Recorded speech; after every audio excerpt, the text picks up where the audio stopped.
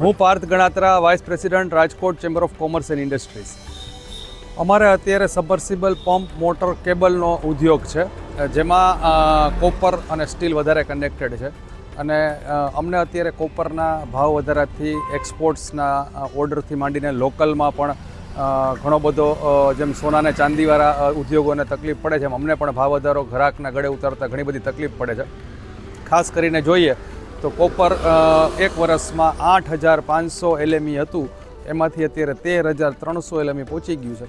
તદુપરાંત આપણો જે કોપર LMEનો રેટ છે ને, એક્સચેન્જ રેટ જે આપણો રૂપિયો હોય એની ઉપર નક્કી થતો હોય, તો એક વર્ષ પહેલાં આપણો એક્સચેન્જ રેટ પણ 83ની આજુબાજુ ચાલતો હતો, જે હવે 91.62 થઈ ગયો છે.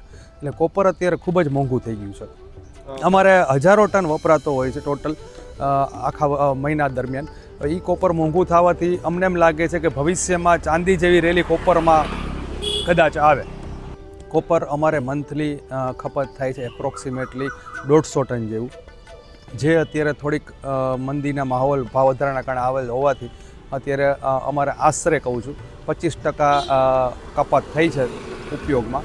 પણ હજી આ વધારો જો આમ નામ ચાલુ રહેશે તો વધારે પણ કપાત આવે એવું દેખાય છે.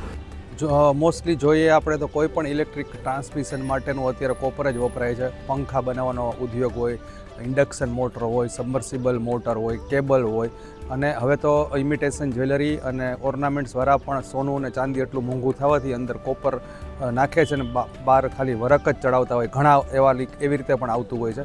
તો ઘણો બધો રાજકોટમાં જે મેઇન ઉદ્યોગો છે એમાં આ બધે કોપર ઉપયોગ થતું હોય છે. અત્યારે બંધ થવાનું તો ન કહેવાય, કારણ કે જે ભાવ વધારો છે એ વર્લ્ડ લેવલે છે. ખાલી આપણે LME, કોપર LME છે એ ખાલી રાજકોટને કે ઇન્ડિયાને લાગુ પડે એવું નથી. એટલે સર્વવ્યાપી ભાવ વધારો થશે. પણ અત્યારે આટલો ભાવ વધારો ગળે ઉતરતા કોઈ પણ પબ્લિકને, સામાન્ય પબ્લિકને વાર લાગે. બાકી કોપર વગર ચાલે નહીં કોઈ પણ ઇલેક્ટ્રિક ટ્રાન્સમિશનની વસ્તુ. એટલે ભાવ વધારો થાય તો ઉદ્યોગો બંધ થવાની આશા તો નહીવત જેવી છે. પણ આમાં એક વસ્તુ ખાસ છે કે મૂડીરોકાણ વધી જાય. એટલે મૂડીરોકાણ જે ન કરી શકે એ ઉદ્યોગોને થોડીક તકલીફ પડે કદાચ ભવિષ્યમાં. અમે ઘણા ઉદ્યોગો વર્ષોથી કરીએ છીએ, અને પહેલાં અમે ડીઝલ એન્જિન બનાવતા, એમાંથી ધીરે ધીરે ડાયવર્ટ થયા, સબમર્સિબલ બનાવવા માંડ્યા. હવે કોપરનો ઉપયોગ ખાસ કરીને એક જગ્યાએ ઘટે તો બીજી જગ્યાએ વધે, તો જ આ વૈશ્વિક તેજી હાલતી હોય. અત્યારે સોના ચાંદીના ઘરેણાંથી માંડીને ઘણી જગ્યાએ જ્યાં પહેલાં સિલ્વર અને ગોલ્ડ વપરાતું હતું ત્યાં કોપર વપરાવા માંડ્યું. તો ખાલી ડાયવર્ટ થાય, રોજીરોટી કોઈની મરી જાય એવું ન થાય, પણ ઉદ્યોગમાંથી ને પોતાની સ્કિલ પ્રમાણે થોડુંક ડાયવર્સિફિકેશન આવે એવું દેખાય.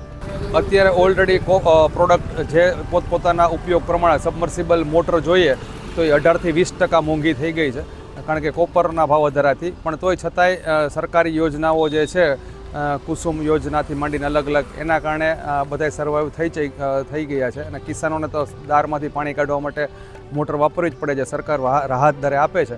તો આ ઉદ્યોગોમાં હજી એટલી બધી ગવર્મેન્ટ સપ્લાયથી માંડીને એમાં અસર નથી આવી, પણ આફ્ટર સેલ્સ માર્કેટમાં અસર દેખાય છે.